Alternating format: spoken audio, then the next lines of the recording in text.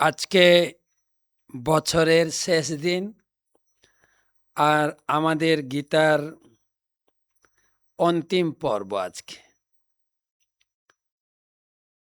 গীতা অষ্টাদশ অধ্যায়ের শেষ অংশ আজকে পড়ে কমপ্লিট করব। তারপর কাল থেকে আবার শুরু হবে আমাদের ভাগবতম ক্লাস। অষ্টাদশ অধ্যায়ের শেষ পর্ব। পার্বতী হিমালয়পতি মহাদেব শিবের কাছে কাকতি মিনতি করে বললেন, দেব, তোমার কাছ থেকে আমি সপ্তদশ অধ্যায় পর্যন্ত মাহাত্ম্য শুনেছি। এখন অষ্টাদশ অধ্যায়ের মাহাত্ম্য শুনতে চাই। শিব বললেন, হে হিমালয় সুতে পার্বতী, এখন তোমাকে অষ্টাদশ অধ্যায়ের মাহাত্ম্য বলবো। এটা বেদের চেয়েও মহত্তর অপার আনন্দদায়ী। এই অধ্যায়ের মাহাত্ম্য কারো কানে প্রবেশ করা মাত্রই তার জীবনের সমস্ত জাগতিক কামনা বাসনা দূর হয়ে যায় এবং বিষ্ণু ভক্তের কাছে এটা একটা দিব্য অমৃত, ভগবান বিষ্ণুর জীবনস্বরূপ, দেবরাজ ইন্দ্রের দেবতাদের সনক ও সনন্দ পরিচালিত মহাযোগীদের মনের সান্ত্বনা স্বরূপ। একবার কেউ যদি এ অধ্যায় পাঠ করে, যমরাজ তার কাছে আসে না এবং অন্য কিছুর পাঠে এত শীঘ্র দুঃখ যন্ত্রণা থেকে মুক্তি পাওয়া যায় না। এখন তুমি অত্যন্ত সাবধানে ভক্তি সহকারে এই অষ্টাদশ অধ্যায়ের মাহাত্ম্য শ্রবণ করো। তো মেরু পর্বতের সর্বোচ্চ শিখরে বিশ্বকর্মা বানিয়েছেন সেই স্বর্গপুরী অমরাবতী রাজ্য, যেখানে স্বর্গরাজ ইন্দ্র, পত্নী শচীদেবী দেবতাদের দ্বারা সেবিত হচ্ছিলেন। ইন্দ্র সিংহাসনে শান্তভাবে বসে আছেন, দেবতা তার সেবা করছেন। হঠাৎ দেখলেন এক সুপুরুষ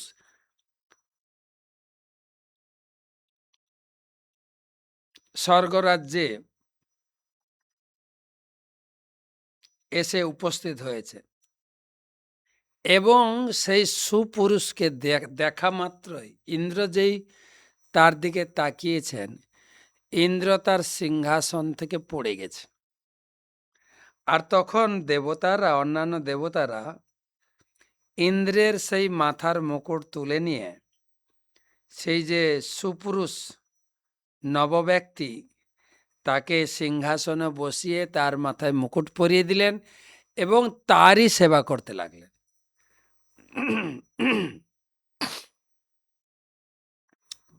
কেউ সেই নতুন সুপুরুষের আরতি করছেন, কেউ অপূর্ব সঙ্গীত লহরী দ্বারা বন্দনা করছেন, মহর্ষিরা সেখানে আবির্ভূত হয়ে আশীর্বাদ করছেন, অন্যান্যরা বৈদিক মন্ত্র উচ্চারণ করে এবং গন্ধর্ব অপ্সররা নৃত্যের দ্বারা নতুন ইন্দ্র তাকে অভিবাদন এবং সম্মান প্রদর্শন করছে। যে কিন্তু একটু অশ্বমেধ যজ্ঞ করেনি, দেবতাদের এবং স্বর্গলোকের অধিবাসীদের সম্পাদিত শতপ্রকার সেবা উপভোগ করতে শুরু করে দিলেন। কোনো কিছু পুণ্যকর্ম করেনি, কিন্তু স্বর্গে এসে গদিতে বসে দেবতাদের সেবা উপভোগ করতে লাগলেন। আর প্রাক্তন ইন্দ্রিয় তো হক্কা বক্কা হয়ে তাকিয়ে আছে। তিনি মনে মনে ভাবছে, আরে এ লোকটি কোনো পুণ্যকর্ম করেনি, কোনো কূপ খনন করেননি, অপরের কল্যাণের জন্য বৃক্ষাদি রোপণ করেনি, অনাবৃষ্টির সময় কাউকে একদানা শস্য দানাও দান করেনি, কখনো হোম যজ্ঞ অনুষ্ঠান, তীর্থক্ষেত্রে ব্যাপক দান ধ্যানও করেনি। তবে আমার গদি দখল করলো কি করে? ইন্দ্র তো সতর্ক থাকে, কোথাও কেউ একটু তপস্যা করলে, একটু পুণ্যকর্মে বসে গেলেই ইন্দ্র তার পিছনে লেগে যায় তার তপস্যা ভঙ্গ করার জন্য। আর এই লোকটা তো কিছুই করেনি। এই চিন্তা করতে করতে তিনি ক্ষীর সমুদ্রে ভগবান বিষ্ণুর দ্বারস্থ হলেন, দোরগোড়ায় পৌঁছে গেলেন এবং ভগবান বিষ্ণুকে প্রণাম করে তিনি জানতে চাইলেন, হে ভগবান, অতীতে আমি বহু যজ্ঞানুষ্ঠান করেছি, অন্য কত ধর্মীয় অনুষ্ঠান করেছি, এই জন্যই আমি স্বর্গের রাজা হতে পেরেছি। কিন্তু অন্য এক ব্যক্তি এসে আমার গদি কেড়ে নিলেন, আমার চেয়ার কেড়ে নিলেন। সে তো কোনোদিন পুণ্য আদি কর্ম কিছুই করেনি, কোনো যজ্ঞ সম্পাদন করেনি, কিভাবে এটা সম্ভব হলো? ভগবান বিষ্ণু হেসে বললেন, এই যে মহাত্মা নতুন ইন্দ্র প্রতিদিন ভগবদ্গীতার অষ্টাদশ অধ্যায় আবৃত্তি করতেন। তার ফলে তার জীবনে সে প্রতিদিন অষ্টাদশ অধ্যায়ের 5টি শ্লোক আবৃত্তি করত। সেই কারণে সমস্ত বৈদিক যজ্ঞ ও পুণ্য কর্মের ফল সে লাভ করেছে। আর অন্য কোনো কিছু করার দরকার নেই, গীতা পাঠে এতটাই ফল। আমাদের গীতা মাতে অন্যত্র লেখা আছে, কেউ যদি একটা অধ্যায়, না হলেও একটা শ্লোক, না হলেও অর্ধ শ্লোক, না হলে একটা পংক্তি, 1/4 শ্লোক যদি সে পাঠ করে 1000 গোদানের পুণ্য ফল লাভ করে। তাহলে এ তো প্রতিদিন 5 খালা শ্লোক পাঠ করত, এ কত পুণ্য করেছে ভগবান এটাই বুঝাচ্ছেন। সেই কারণে সমস্ত বৈদিক যজ্ঞ পুণ্য কর্মের ফল সে লাভ করেছে। বহু বছর স্বর্গের রাজারূপে সে জীবন উপভোগ করবে এবং তার অন্তিম সময়ে সে আমার দিব্য ধাম, আনন্দময় ধাম লাভ করবে। ভগবান বলছেন ইন্দ্রকে, তুমিও ভেঙে পড়ো না, তুমিও ভগবদ্গীতার অষ্টাদশ অধ্যায় আবৃত্তি করতে থাকো, তাহলে তুমিও আমার পরম ধাম লাভ করবে। এই কথা শুনে দেবরাজ ইন্দ্র, স্বর্গতত্ত্বকে ছাড়তেই হবে, তাই তিনি এক ব্রাহ্মণের রূপ ধারণ করে গোদাবরী নদীতে কালগ্রণী নগরে গেলেন। সেখানে কালেশ্বর ভগবান বিরাজ করছেন। সেই নদী, গোদাবরী নদীতে এক পবিত্র ব্রাহ্মণ বসেছিলেন। তিনি ছিলেন অত্যন্ত কৃপালু। সাহিত্যের, বৈদিক সাহিত্যের গোপন তত্ত্ব, চরম লক্ষ্য সম্বন্ধে তিনি, তার অভিজ্ঞতা ছিল। প্রতিদিন তিনি সেইখানে বসে অষ্টাদশ অধ্যায়ের শ্লোকাবলী পাঠ করতেন। দেবরাজ ইন্দ্র তাকে দেখে খুব খুশি হলেন। তার চরণ পদ্মে পতিত হয়ে তাকে অনুরোধ করলেন, দয়া করে আমাকে 18 অধ্যায় গীতা শোনান। গীতা শোনান এবং আমাকে শিখিয়ে দিন কিভাবে আমি এই গীতার অষ্টাদশ অধ্যায়টি পাঠ করতে পারি। এবং সেই ইন্দ্র কিছুকাল সেখানে অষ্টাদশ অধ্যায় গীতা পড়ার অনুশীলন করলেন এবং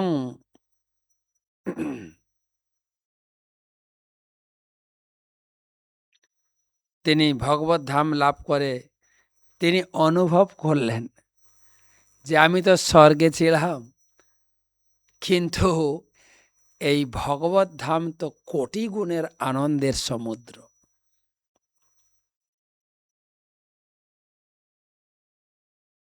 বিষ্ণু লোকের সঙ্গে কোনো লোকেরই তুলনা হয় না, প্রিয় পার্বতী। এই কারণেই মহামণিগণ ভগবদ্গীতা, বিশেষ করে অষ্টাদশ অধ্যায়টি পাঠ করেন। তার ফলে অতি শীঘ্রই ভগবান শ্রী বিষ্ণুর পাদপদ্ম লাভ করেন। এবারে আমরা লাভ করব কিনা জানি না, কিন্তু অষ্টাদশ অধ্যায়ের মাহাত্ম্য কেউ যদি শোনে বা পাঠ করে, তার সঞ্চিত সকল পাপ নাশ হয়। অতি বিশ্বাসের সঙ্গে ভগবদ্গীতা আলোচনা স্মরণ করে তার সকল প্রকার ধর্মকর্ম মহাযজ্ঞের ফল লাভ হয় এবং পার্থিব ধনসম্পদ উপভোগের সে বিষ্ণুলোক প্রাপ্ত হন। অষ্টাদশ অধ্যায় আমরা কালকে প্রথম শ্লোক থেকে 40 শ্লোক পর্যন্ত পড়েছি। 41 শ্লোক থেকে আজকে 78 শ্লোক পড়ব। বন্দে অহম শ্রীগুরো শ্রীযুতপদকমলম শ্রীগুরুন বৈষ্ণবাংশ্চ শ্রীরূপম সাগ্রজাতম সহগণ রঘুনাথান্বিতম তম সজীবম সাদ্বৈতম সাবধূতম পরিজন সহিতম কৃষ্ণ চৈতন্য দেবম শ্রীরাধা কৃষ্ণ পাদন সহগণ ললিতা শ্রী বিশাখান্বিতাংশ্চ নমো ওং বিষ্ণুপাদায় কৃষ্ণপৃষ্ঠায় ভূতলে শ্রীমতে ভক্তিবেদান্ত স্বামিনিতি নামিনে নমস্তে সারস্বতে দেবে গৌরবাণী প্রচারিণে নির্বিশেষ শূন্যবাদী পাশ্চাত্য দেশতারিণে আজনুলম্বিত ভুজৌ কনকাবদাতৌ সংকীর্তনৈকপিতরৌ কমলায়তাক্ষৌ বিশ্বম্ভরৌ দ্বিজবরৌ যুগধর্মপালৌ বন্দে জগৎপ্রিয়করৌ করুণাবতারৌ। ওং মাধব মাধব বাচি মাধব মাধব হৃদি স্মরন্তি সাধব সর্বে সর্বকার্যেষু মাধবম। কৃষ্ণায় বাসুদেবায় দেবকী নন্দনায় চ নন্দগোপকুমারায় গোবিন্দায় নমো নমঃ। উগ্রং বীরং মহাবিষ্ণুম জ্বলন্तं সর্বতোমুখম নৃসিংহং ভীষণং ভদ্রং মৃত্যু মৃত্যু নমাম্যহম। জয় শ্রীকৃষ্ণ চৈতন্য প্রভু নিত্যানন্দ শ্রী অদ্বৈত গদাধর শ্রীবাসদি শ্রী গৌরভক্তবৃন্দ। হরে কৃষ্ণ কৃষ্ণ কৃষ্ণ হরে হরে, হরে রাম রাম রাম হরে হরে। ওং নমো ভগবতে বাসুদেবায়, ওং নমো ভগবতে বাসুদেবায়, ওং নমো ভগবতে বাসুদেবায়। নারায়ণং নমস্কৃত্য নরং চৈব নরোত্তমং দেবীং সরস্বতীং ব্যাসং ততো জয় উদীরয়েৎ। সুধী সজ্জন মণ্ডলী, মমতাময়ী মাতৃমণ্ডলী, আজকে 2025 সালের শেষ দিন। এই ক্লাসের পরে যোগদান দেব সংকীর্তনে। কীর্তন মেলা শুরু হয়েছে মন্দিরে, হয়তো আপনারা সেই কীর্তন শুনতেও পাচ্ছেন। সারাদিনের অনেক কার্যকলাপ গেছে। আপনাদের অনেক সময় মনে হয় আমারও তো বাঙালি, আমরা আবার কি করে এই ইংরেজি বর্ষটাকে শুভবর্ষ বলে মেনে নেব, আমরা পয়লা বৈশাখ করব। শুনেন, পয়লা বৈশাখ কি ইংরেজি শুভ নববর্ষ অথবা আমাদের গৌরাব্দ, গৌর পূর্ণিমার পর দিন আমরা যে শুভ নববর্ষ পালন করি, কি করি বলুন? কিছুই তো করি না। করিটা কি? হয়তো কোথাও পিকনিক করতে যাব, কোথায় ঘুরতে যাব, ডিজে বাজিয়ে রান্না করব, খাবো, এগুলো করি। কিন্তু গুরুবর্গ মনে করাচ্ছেন যেটাই ইংরেজি হোক, গৌরাব্দ হোক, বঙ্গাব্দ হোক, খ্রিস্টাব্দ হোক, তুমি শুধু বছরের হিসাব নিকাশ করো।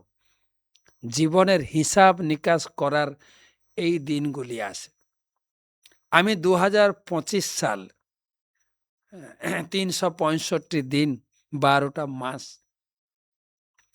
আমি কিভাবে কাটিয়েছি, কতটা ভুল পথে চলেছি, কারোর সঙ্গে খারাপ ব্যবহার করেছি, কাউকে তিরস্কার করেছি, সেগুলো হিসাব করা দরকার। কতটা ভালো করেছি সেটাও হিসাব করা দরকার। কি কি ভালো করেছি? রবি ঠাকুর বলছেন, বন্ধু হও শত্রু হও, যে যেখানে যে কেহ রও, ক্ষমা করো আজিকার মতো। কি ক্ষমা করবেন? পুরাতন বর্ষের সাথে পুরাতন অপরাধ যত। তো আমরা আজকে কি করেছি সেটা বলি। গুরুজনদের কাছে গিয়ে পায়ে হাত দিয়ে প্রণাম করেছি, বলেছি, প্রভু মহারাজ আমাকে ক্ষমা করে দিন। আমি জীবনে অনেক ভুল ত্রুটি, অপরাধ জর্জরিত জীবন, আমাকে ক্ষমা করে দিন প্লিজ। আর গুরুজনদের পায়ে হাত দিয়ে প্রণাম করলে গুরুজনদের হৃদয়টা স্নেহাশিসে ভরে যায়। আমরা ছোটবেলায় শিখেছি কিন্তু। হ্যাঁ, আদেশ করেন যাহা মোর গুরুজনে, সেই সেই কাজ আমি যেন করি ভালো মনে। গুরুজনদের আশীর্বাদ নিয়েছি, ছোটদের প্রণাম নিয়েছি। এটাও শিখতে হবে। গুরুজনদের কাছে আমরা অপরাধ ক্ষমা স্বীকার করেছি, আর ছোটদের কাছে ছোটরা যা যা ভুল করেছে তাদেরকেও ক্ষমা করে দেওয়া উচিত। এটা বলে না, তুমি যদি নিজের ব্যথা টের পাও তুমি জীবন্ত, তুমি যদি অন্যের ব্যথা টের পাও তুমি মানুষ। সেই জন্য এই আজকের আর কালকের দিনে এটাই করণীয়। এটাকে বলে শুভ নববর্ষ পালন। এটা আপনাকে দেবে পারিবারিক, সামাজিক, কি বলা যায়, আত্মীয়তার, প্রেমের বন্ধন, পারিবারিক বন্ধন দৃঢ় করবে, নিজেদের ভিতরে ভালোবাসার বন্ধন দৃঢ় করবে। স্বামী স্ত্রী, স্ত্রী স্বামীর পা ছুঁয়ে প্রণাম করবে, ছেলে মেয়েরা বাবা মার চরণে প্রণাম করবে, আর যত গুরুজন আছে সকলের চরণে। বৌমা শ্বশুর শাশুড়ির পায়ে হাত দিয়ে প্রণাম করবে, তারাও বুকে জড়িয়ে ধরবে, সব ভুলে যাবে, সব মুছে যত দুঃখ বেদনা ছুঁড়ে ফেলে দেবে। সবাই সবাই সবাইকে কাছে টেনে নেবে। সেটাই রবি ঠাকুর বলছেন। আমরা যারা আধ্যাত্মিক জীবনে রয়েছি, শিল ভক্তি বিনোদ ঠাকুর মহাশয় তিনি বলছেন, নববর্ষ তুমি জয়যুক্ত হও, শ্রী শ্রী মায়াপুরের বিশেষ উন্নতি করো, ভগবত ভক্তি গ্রন্থ সকল প্রকাশ করো, জগৎকে হরি নামে পরিতৃপ্ত করো, জীব সকলকে এরূপ প্রবৃত্তি দাও যে তারা যেন শুদ্ধ ভক্তি অবলম্বন পূর্বক শুদ্ধ নাম পরায়ণ হয়। ভগবান নৃসিংহদেবের কাছে প্রার্থনা করলাম, আপনাদের সবার জন্য প্রার্থনা করেছি। আজকে সকালে নিজে হাতে ভগবানের পুজো করেছি, পা ছুঁয়ে প্রণাম করেছি, আর ভগবানের চরণে পুষ্প তুলসী অর্পণ করেছি, আরতি নিবেদন করেছি, আকুল ভরে প্রার্থনা করেছি সারা জগৎ যেন কৃষ্ণ নাম প্রেমে বন্যায় ভেসে যায়।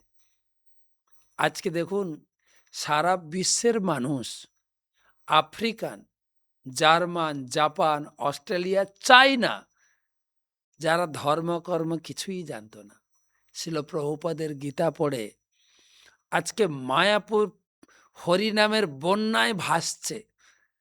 বিভিন্ন প্রকার বাদ্যযন্ত্র, দেশ বিদেশের কলা কুশলী ভক্তরা তাদের যন্ত্র ঝাল নিয়ে বসে মধুর সুরে ডিম লাইটে বুঝেছেন না, খুব অল্প অল্প আলোতে একদম ধ্যানস্থ হয়ে কীর্তনে মেতে উঠেছেন। চোখ দিয়ে ঝরঝর করে অশ্রু বইছে। সে এক নতুন দৃশ্য। এই হচ্ছে শুভ নববর্ষ। হরিনাম করতে করতে করতে করতে পুরাতন বর্ষকে বিদায় দিয়ে নতুন বর্ষকে স্বাগতম জানাবো। আমি এখান থেকে গিয়ে ওখানে বসবো, তারপরে যেই 12টা বেজে যাবে, যদিও আমাদের পন্থা ভোর হলে দিন শুরু হয়, ইংরেজি নববর্ষ যেহেতু, তাই 12টার পরে সাল চেঞ্জ হয়ে যাবে, মাস চেঞ্জ হয়ে যাবে, সময় পরিবর্তন হয়ে যাবে। আর আমরাও আমাদের সমবয়স্ককে বুকে জড়িয়ে ধরব, ছোটদের কোলে টেনে নেব, আর গুরুজনদের চরণে পড়ে আশীর্বাদ নেব, আর একে অপরকে ভগবানের প্রসাদী মিষ্টি মুখ করাবো। আর একটাই প্রার্থনা, 2026 সাল যেন সৎ পথে, সৎ চিন্তায়, সৎ সঙ্গে সময় অতিবাহিত করতে পারি, দিন কাটাতে পারি, বর্ষ পুরো কৃষ্ণ ভাবনায় যেন ভাবিত থাকতে পারি। এই কৃষ্ণ ভাবনা পথে না এলে এগুলো শিখতাম না। শিখিয়ে গেছেন আচার্যবর্গ, শিখিয়ে গেছেন বিভিন্ন প্রকার গুণীজন, যেরকম রবি ঠাকুরের কথা শোনালাম। তাই যদি আজকে আপনারা করেছেন, আত্মীয়, পরিবার, পরিজন, কেউ কাছে আছেন, কেউ দূরে আছেন, কাছে থাকলে অবশ্যই অফলাইনে, মানে পা ছুঁয়ে প্রণাম করবেন, ছোটদেরকে নিজে হাত, বাহু, 2 বাহু প্রসারিত করে জড়িয়ে ধরবেন। আর যদি কাছে না থাকে, অনলাইনে, সারা দুনিয়া এখন অনলাইনের খাঁচায় বাঁধা পড়েছে। অনলাইনে, ভিডিও কলে, হোয়াটসঅ্যাপ কলে তাদের চরণে মাথা নত করুন। গুণীজন বলেন, जो झुकता है वो सारा दुनिया को झुका सकता है। গুরুজনদের চরণে ঝুঁকে যায়, তাদের কাছে আমাদের বিগত জীবনের কালিমা, অপরাধ, ভুল ত্রুটি ক্ষমা ভিক্ষা করি, আর ছোটদেরকে বুক ভরা ভালোবাসা দিয়ে তাদেরকে স্নেহের বন্ধনে আবদ্ধ করি। কালকে সারা দিন আছে, আজকে হয়তো দিন চলে গেছে, কালকে সারা দিনটা এতেই কাটিয়ে দেন, যা আমাদের জীবন চলার পথে অনেকটা সরল, সাবলীল এবং আনন্দময় হবে। শুভ নববর্ষ। তো যেভাবে আমি আমার গুরুজন কাছে শিখেছি, মা বাবার কাছে শিখেছি, সেইটুকু আপনাদের সঙ্গে শেয়ার করলাম মাত্র। আপনারাও যে যেখানে আছেন, আমার ব্যবহারে, আমার আচার আচরণে, আমার কথায়, আমি প্রতিদিন ক্লাস দিচ্ছি, প্রশ্নের উত্তর দিচ্ছি, আমার আচার আচরণে, আমার কথায় আপনাদের হৃদয়ে ব্যথাতুর, সেই আপনাদের চরণেও প্রণাম জানাই। আপনারা নিজ গুণে আমাকে আপনার অধীনস্থ মনে করে আমাকে ক্ষমা করে দিন, আর আশীর্বাদ করুন সব কিছু সংশোধন করে যেন যে জীবনের লক্ষ্যে পাড়ি দিয়েছি সেই লক্ষ্যে যেন পৌঁছাতে পারি। আর যারা ছোটরা আছো, তোমরা আসো, তোমাদের একটু আলিঙ্গন করি, তোমাদের বুক ভরা ভালোবাসা, স্নেহ, মমতায় আমার হৃদয়ে থেকো।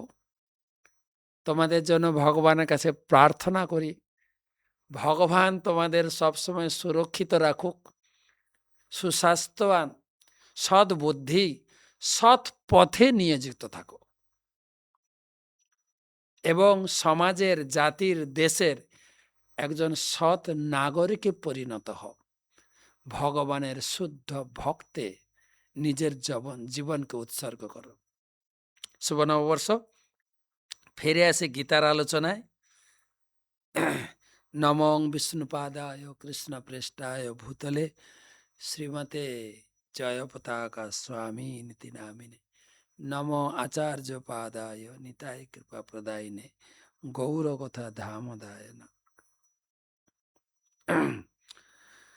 তো সময় তো সংক্ষেপ, আমরা কয়েকটা শ্লোক পড়ে দিই। অষ্টাদশ অধ্যায় মোক্ষযোগ ৪১তম শ্লোক থেকে আলোচনা শুরু। ৪১।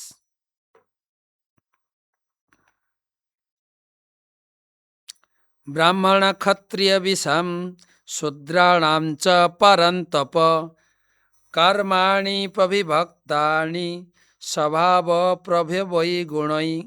হে পরন্তপ, স্বভাবজাত গুণ অনুসারে ব্রাহ্মণ, ক্ষত্রিয়, বৈশ্য ও শূদ্রদের কর্মসমূহের বিভাগ রয়েছে। সম দম তপ শৌচম ক্ষান্তি আর্জবমেব চ জ্ঞানং বিজ্ঞানম আস্তিক্যম ব্রহ্ম কর্ম স্বভাবজম। তো ব্রাহ্মণদের গুণ, প্রথমে এই শ্লোকে বলা হচ্ছে ব্রাহ্মণের কয়টা গুণ দেখেন। সম, দম, তপ, শৌচ, ক্ষান্তি, আর্জবম, জ্ঞান, বিজ্ঞান, আস্তিক। 9টা গুণ, 9 গুণ। সেই জন্য দেখা যায় ব্রাহ্মণের পৈতে 9টা সুতো থাকে, 9 পাক পৈতে, 9 গুণ। ক্ষত্রিয়ের কয়টা গুণ? অর্থাৎ ভগবান বলতে চাইছেন এই গুণগুলো থাকলে আপনি নিজেকে ব্রাহ্মণ বলতে পারবেন, নাহলে না। কিন্তু ক্ষত্রিয় শৌর্যম তেজ ধীতির দাক্ষ যুদ্ধে চাপ্য পলায়নম দানমীশ্বর ভাবশ্চ ক্ষাত্রম কর্ম স্বভাবজম। ক্ষত্রিয়দের শৌর্য, তেজ, ধৃতি, দক্ষতা, যুদ্ধে অপলায়ন, দান ও শাসন ক্ষমতা, 7টা। বৈশ্য কৃষি গৌরক্ষ বাণিজ্যম বৈশ্য কর্ম স্বভাবজম পরিচর্যাত্মকম কর্ম শূদ্রসাপি স্বভাবজম। কৃষি, গোরক্ষা, বাণিজ্য, 3টা হচ্ছে বৈশ্য জাতির কাজ। ব্যবসা করবেন, গোরক্ষা করবেন, আর কৃষিকাজ। আর শূদ্রদের একটা কাজ কি? চাকরি করা। শাস্ত্রে বলা হয়েছে কলৌ শূদ্র সম্ভাবনা। তাই কলিযুগে সবাই চাকরি খুঁজে বেড়ায়। প্রত্যেক বাড়িতে ছেলে মেয়ে হওয়ার সাথে সাথে আমার ছেলে মেয়ে যেন একটা ভালো চাকরি পায়। শূদ্র তো অন্য কিছু করতে পারবো না। এপিজে আব্দুল কালামও বলেছেন, বর্তমান আমাদের শিক্ষা প্রতিষ্ঠানগুলি কেবল চাকরি পাওয়ার জন্যই পড়াচ্ছে। কোচিং সেন্টার আসো, আমাদের কোচিং সেন্টারে পড়লে তুমি চাকরি পাবেই। তাই যত শিক্ষা প্রতিষ্ঠান আছে সবার উদ্দেশ্যে তিনি বলেছেন, যতদিন চাকরি পাওয়ার জন্য পড়াবে শিক্ষা প্রতিষ্ঠানগুলি, ততদিনে কয়েকটা চাকর জন্মাবে। এর থেকে বেশি কিছু আশা করা যাবে না। তাই হচ্ছে কিন্তু। হ্যাঁ, শূদ্রের কাজ হচ্ছে চাকরি করা, চাকরানি করা। শেষে কর্মণ্য ভীরত সংসিদ্ধিম লভতে নর, সকর্মনিরত সিদ্ধিম যথা বিন্দতি তৎশৃণু। প্রত্যেকে নিজের নিজের কর্মে যুক্ত থাকা উচিত। যত প্রবৃত্তি ভূতানাম যেন সর্বমিদম ততম, সকর্মণা তমর ভচ্চ সিদ্ধিম বিন্দতি মানব। যার থেকে সমস্ত জীবের উৎপত্তি হয়, পূর্ব বাসনার প্রবৃত্তি হয়, তিনি তো সর্বহৃদয়ে রয়েছে, তাকে নিজের নিজের কর্মের দ্বারা অর্চনা করা উচিত। শ্রেয়ান স্বধর্ম বিগুণ পর ধর্মাৎ সনুষ্ঠিতাম, স্বভাব নিয়তম কর্ম করবন্নাপ্নতি কিল্লিশম। এই শ্লোকটা দুইবার বলছেন ভগবান। তৃতীয় অধ্যায়ে বলেছেন 35 নম্বর শ্লোকে। আবার এখানে তিনি পুনরাবৃত্তি করেছেন, যে যার নিজের কর্মে যুক্ত থাকো, নিজের ধর্মে থাকো, অন্য ধর্মকে অনুকরণ করতে যেও না। সহজম কর্ম কৌন্তেয় সদসপি ন ত্যজেৎ, সর্বারম্ভা হি দোষেন ধূমেনাগ্নিরিবাবৃতা। যেরকম আগুন, আগুন ধোঁয়ার দ্বারা আবৃত থাকলেও ধোঁয়া অপবিত্র হয় না। তাই প্রত্যেকের নিজের নিজের কর্মে কিছু না কিছু দোষ থাকে। ব্যবসা করতে গেলে একটু কথা ঘুরিয়ে বলতে হবে, আমি লাভ করছি না। যুদ্ধ করতে, ক্ষত্রিয় হলে যুদ্ধ করতে গেলে খুনাখুনি হবে, হবে তো কিছু না কিছু দোষ থাকে। তো সুতরাং ছেড়ে দিলে হবে না। যেরকম এখানে উদাহরণ দিয়েছে আগুন, আগুনে ধোঁয়া আছে। এই শীতের দিনে আগুন পোহাতে গেলে ধোঁয়া লাগবে চোখে আগে, তা বলে লোক আগুন পোহাচ্ছে না, ধোঁয়া খেতে খেতে আগুন পোহাচ্ছে। তাই নিজের কর্মে যুক্ত থাকুন। আসক্ত বুদ্ধি সর্বত্র জিতাত্মা বিগত স্প্রিয়, নৈষ্কর্ম সিদ্ধিং পরমাম সন্ন্যাসেনা অধিগচ্ছতি। জড়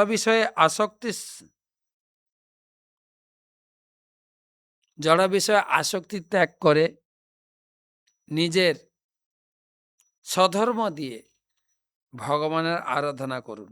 সিদ্ধিং প্রাপ্ত যথা ব্রহ্ম তথাপ্নতি নিবোধ মে, সমাসেনৈব কৌন্তেয় নিষ্ঠা জ্ঞানস্য যা পরা।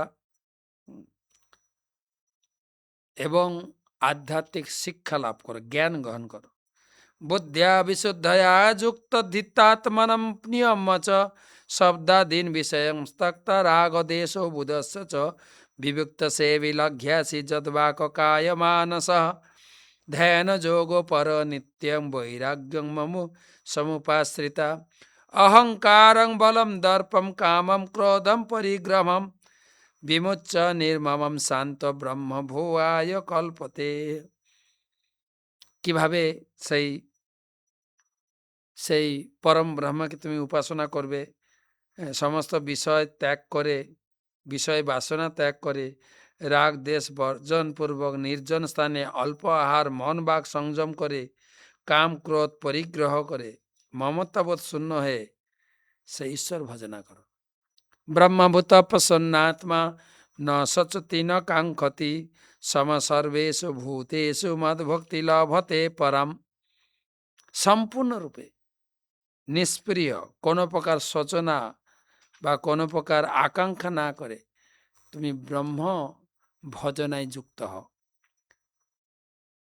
ভক্তিয়া মাম অভিজানাতি যাবাঞ্জস্মি তত্ততঃ, ততো মাম তত্ততো জ্ঞাত্যা বিশতে তৎ অনন্তরম। মনে করে দেখুন তো, এই শ্লোকটাও পড়েছেন 11:54, এটা হচ্ছে 11:54, এটা হচ্ছে 18:55। আমি বলেছি 18 অধ্যায় যে পুনরাবৃত্তি, মূল জিনিসগুলো তিনি ভগবান বারে বারে বলছেন। হ্যাঁ, কেবল ভক্তির দ্বারাই তুমি আমাকে পাবে, ভক্তির দ্বারাই আমার ধামে প্রবেশ করতে পারবে। সর্বকর্মাম সর্বকর্মান্নপি সদা কুর্বাণ মদ ব্যাপাশ্রয় মত প্রসাদাদ আপনতি শাশ্বতং পদমাভ্যয়ম। আমার প্রসাদে তুমি শুদ্ধ ভক্তি যাচন করো, আমার প্রসাদে তুমি উদ্ধার পাবে। চেতসা সর্বকর্মাণি মহি সংন্যাস মৎপর বুদ্ধিযোগ উপাশ্রিত মাচ্চিত্ত সততং ভব। তোমার মন বুদ্ধি আমাকে অর্পণ করো, তুমি অবশ্যই পাবে। মচ্চিত্ত সর্বদুর্গাণি মৎ প্রসাদাৎ ত্বরিষ্যতি অথ চেত্তম ন অহংকারম ন শস্যসি ন বিণক্সসি। তুমি অবশ্যই, তুমি মচ্চিত্ত পরায়ণ হলে অবশ্যই আমার প্রসাদে তুমি অবশ্যই আমার ধাম প্রাপ্ত হবে। কিন্তু যৎ অহংকারমাশ্রিত্য ন যৎসইতি মন্যসে মিথ্যৈষ ব্যবসায়ন্তে প্রকৃতিস্তান্নিযক্ষতি। কিন্তু যদি অহংকার বরে বশীভূত হয়ে যদি বলে আমি যুদ্ধ করব না, প্রকৃতি তোমার স্বভাব কিন্তু তোমাকে যুদ্ধ করাবে। স্বভাব যেন কৌন্তেয় সেন কর্মণা স্বভাব যেন কৌন্তেয় নিবদ্ধ সেন কর্মণা কর্তুম নেচ্ছসি যদ্মোহাৎ করিষ্যে করিষ্য সবসোপিত। হে কৌন্তেয়, মোহবশত তুমি যদি যুদ্ধ কর্ম না বলে যুদ্ধ ত্যাগ করো, স্বভাব কিন্তু তোমাকে ত্যাগ করবে না। বলা আছে না, স্বভাব যায় না মহিলে। ঈশ্বর সর্বভূতানাম হৃদয় অর্জুন তিষ্ঠতি ভ্রাময়ন সর্বভূতানি যন্ত্ররূঢ়ানি মায়া। ভগবান তো তোমাকে হৃদয়ে ঘোরাবে, ঘোরাবে, ঘোরাবে। তমেব শরণম গচ্ছ সর্বভাবেন ভারত তৎপ্রসাদাৎ পরম শান্তিম স্থানং প্রাপ্স্যসি শাশ্বতম। কেবল আমার শরণাগত, ভগবানের শরণাগত হও, আমার প্রসাদে তুমি সুরক্ষিত হয়ে আমার ধাম প্রাপ্ত হবে।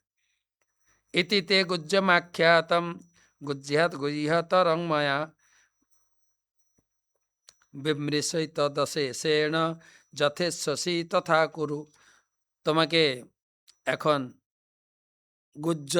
গুহ্যতর জ্ঞান দিয়েছে, এখন গুহ্যতম জ্ঞান দেব, তারপরে তুমি চিন্তা করবে কি করবে। সর্বগুহ্যতমং ভূয়ম শৃণু মে পরমং বচ ইষ্টসি মে দৃঢ়মেতি তত বক্সামি তে হিতম। সব থেকে গোপনীয় জ্ঞান তোমাকে এখন তোমাকে বলবো কি। মন্মনা ভব মদ ভক্ত মজ্জাজি মাম নমস্কুরু মামে বৈশসি সত্যম তে প্রতিজানে প্রিয়সি মে। এই শ্লোকটাও দুবার বলছে নবম অধ্যায়ে লাস্ট 34 নম্বর শ্লোক। এখানেও ভগবান আমার ভক্ত হও, আমার চিন্তায় মগ্ন হও, আমাকে প্রণাম করো, আমি তোমাকে উদ্ধার করব। ভগবানের উপদেশের লাস্ট উপদেশ, সর্বধর্মাণ পরিত্যাজ্য মামেকম শরণং ভজ অহম তাম সর্ব পাপেভ্যো মোক্ষয়িষ্যামি মা শুচ। সমস্ত প্রকার ধর্ম ত্যাগ করে আমার শরণাগত হও। এখানে একটা প্রশ্ন জাগবে, কিন্তু ভগবান ধর্ম করতে বলছেন না ধর্ম ছাড়তে বলছেন? ভগবান বলছেন যারা অধর্ম করে তাদের নিয়ে ঝামেলা নেই, তারা নরকে যাবে। কিন্তু যারা ধর্মের নামে অধর্ম করছে, অর্থাৎ যেই ধর্মে আমার পুজো হচ্ছে না, কৃষ্ণ পূজা হচ্ছে না, সরাসরি কৃষ্ণ পূজা, এমন বলেন না ইনি হচ্ছেন কৃষ্ণের অবতার, না, সরাসরি যেখানে কৃষ্ণের পূজা হচ্ছে না সেই ধর্মগুলো বাতিল করুন। সরাসরি কৃষ্ণ পূজা, চৈতন্য মহাপ্রভু বলে গেছেন কলিযুগের জন্য একটাই পন্থা, বল কৃষ্ণ, ভজ কৃষ্ণ, কর কৃষ্ণ শিক্ষা। কৃষ্ণ নাম, কৃষ্ণ পূজা, কৃষ্ণ শিক্ষা, গীতা ভাগবতম পাঠ, বাস। এবারে ভগবান বলছেন তুমি গীতা মাহাত্মের মতো পড়লে কি লাভ, শুনলে কি লাভ, প্রচার করলে কি লাভ, দান করলে কি লাভ, আর কাকে তুমি বলবে না। ইদম তে না তপস্কায় না ভক্তায় কদাচন ন চা শুশুবে বাচ্যং ন চ মাং যভ্যসূয়তি। যারা সংযমী, অভক্ত, পরিচর্যাহীন, আমার প্রতি বিদ্বেষ ভাবাপন্ন, তাদের কখনো এই গোপন জ্ঞান বলবে না। জয়দং পরমম গুহ্যম মদ ভক্তেশ বিধাস্যতি ভক্তিং ময়ি পরাম কৃত্যা মামে বৈসত্য সংশয়।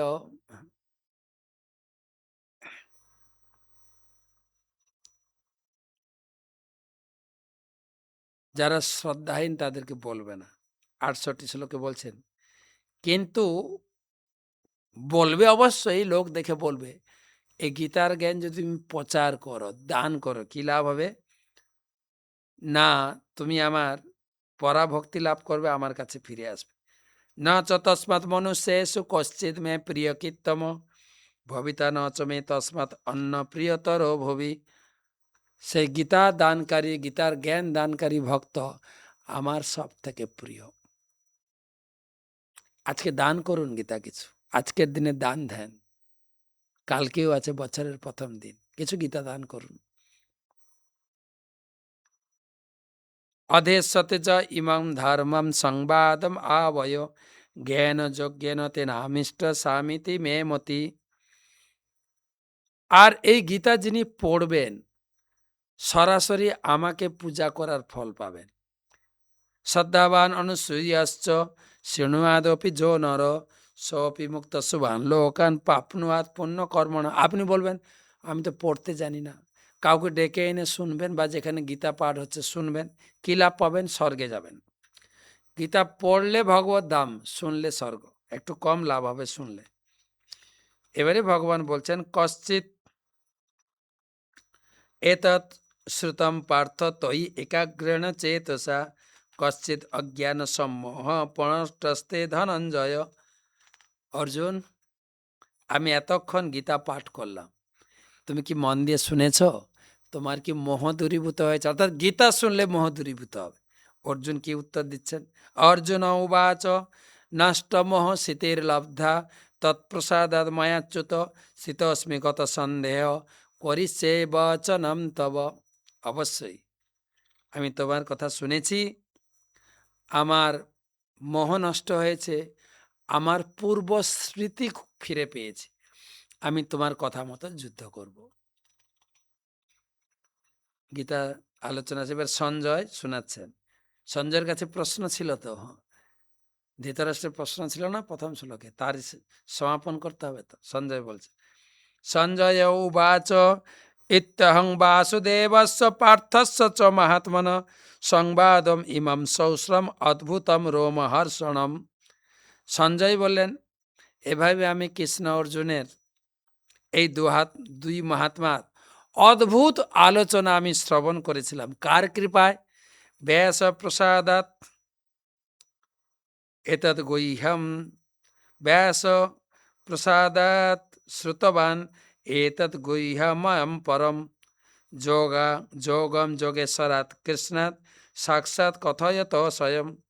ব্যাসদেবের কৃপায় আমি এই পরম গোপনীয় যোগ সাক্ষাৎ সরাসরি শুনেছিলাম। রাজন সংস্মৃত সংবাদম ইমম অদ্ভুতম কেশবায় অর্জুন পুণ্যম হৃষামি চ পুনঃ পুনঃ। শুনেন, অর্জুন শুনে তার মোহমুক্ত হয়ে গেল। আমাদের কি হয়েছে আমি জানি না, বা আপনি এই 1 মাস ব্যাপী গীতা শুনে কি লাভ করলেন। কিন্তু সঞ্জয় বলছেন, আমি কি লাভ করেছি? না, এই ব্যাসদেবের কৃপায় এই দুজনের কথা শুনে আমিও রোমাঞ্চ হচ্ছি, আমার চোখ দিয়ে জল নামছে। তচ্চ সংস্মৃত রূপম অদ্ভুতম হরে বিস্ময় হে মহান রাজন হিস্যামি চ পুনঃ পুনঃ। আমি সেটা স্মরণ করতে করতে করতে বিস্ময়ভূত, আমার চোখে অশ্রুতে ভরে উঠছে। লাস্ট শ্লোক। প্রথম শ্লোকের প্রশ্ন, ধৃতরাষ্ট্র উবাচ ধর্মক্ষেত্রে কুরুক্ষেত্রে সমবেতা যুজোৎসব মামকা পাণ্ডবাশ্চৈব কিম কুর্বত সঞ্জয়। তার উত্তর, আমার ছেলে এবং পাণ্ডবের ছেলেরা যুদ্ধক্ষেত্রে গিয়ে কি করলো? রেজাল্ট দিচ্ছেন। যুদ্ধ শুরু হয়নি, রেজাল্ট। যত্র যোগেশ্বর কৃষ্ণ যত্র পার্থ ধনুর্ধর তত্র শ্রী বিজয় ভূতি ধ্রুবার নীতি মতির মম। হে রাজন, এই যুদ্ধক্ষেত্রের রেজাল্ট বলে দিচ্ছি আপনাকে। যেদিকে কৃষ্ণ আছেন, যত্র যোগেশ্বর কৃষ্ণ যত্র পার্থ ধনুর্ধারী পার্থ এবং কৃষ্ণ যেদিকে আছেন, সিংহাসন জয় ওদিকেই। রেজাল্ট দিয়ে দিলেন। আরেকটা জিনিস ইন্ডিকেট করি, গীতার প্রথম শ্লোকের প্রথম শব্দটা বলেন তো, ধর্মক্ষেত্রে। অর্থাৎ ধর্মটা কি? উত্তর হচ্ছে লাস্ট শব্দ দেখেন, মতির মম। কৃষ্ণের মতি, কৃষ্ণ যে আইন দিয়ে গেছেন ওটাই ধর্ম, আমার আপনার কথাটা ধর্ম না। এখানে 18 অধ্যায় সমাপ্ত। 18 অধ্যায়ের আপনার 78টা শ্লোক আমরা এখানে সমাপ্ত করলাম। ওম তৎসৎ ইতি শ্রীমদ্ ভগবদ গীতাসু উপনিষৎসু ব্রহ্মবিদ্যায়াম যোগশাস্ত্রে কৃষ্ণার্জুন সংবাদে মোক্ষ যোগ নাম অষ্টাদশ অধ্যায়। তো কাল থেকে আমরা গীতা পড়ব, সরি ভাগবতম পড়ব। গীতা গুরুদেবের নির্দেশ অনুসারে আমরা 1 মাস ব্যাপী গীতা পড়লাম। কালকে তো আজকের গীতার স্কোর, গত কয়েকদিন ধরে গীতার স্কোর পড়া হয়নি, অনেক জমে গেছে। তো আজকে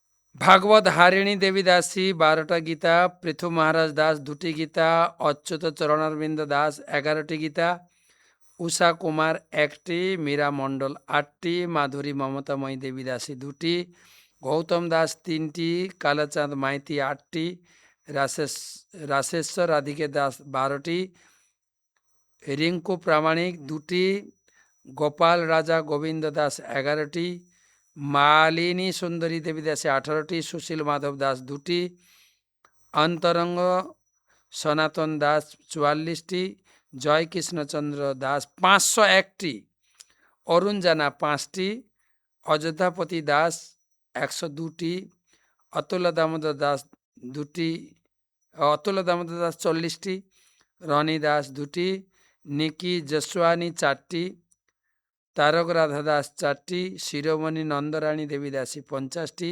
পীতাম্বর গৌরসুন্দর দাস 41টি, নরহরি গৌরনীতা দাস 3টি, রঘুকুল প্রাণ দাস 2টি,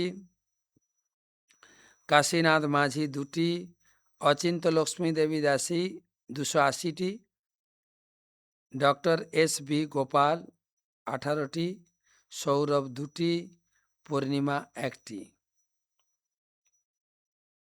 অরিন্দম রায় 8টি, নন্দকুমার গোবিন্দ দাস 5টি, দিব্য গোলকেশ্বরী দেবী দাসী 12টি, কৃষ্ণ গোকুলেশ দাস 8টি, গোবিন্দ মণ্ডল 1টি, মোহন রূপা গৌর দাস 2টি, তুষার দেবনাথ 4টি, সৌরভ বিষয় 5টি, গোকুল বল্লভী দেবী দাসী 21টি, নিহারিকা 4টি, সনাতন মাঝি 4টি, রম্য শুভাঙ্গদা দেবী দাসী 30টি আর 300টি স্মল বুক, রাধা প্রেমরূপা দেবী দাসী 2টি, জীবনানন্দ বলরাম দাস 11টি, রাজু হালদার 1টি, গিরিধর গোপীনাথ দাস 2টি, কালাচাঁদ মাইতি 12টি, শঙ্খপাণি নরসিংহ দাস 4টি, রাধিকা গোপালিনী দেবী দাসী 4টি,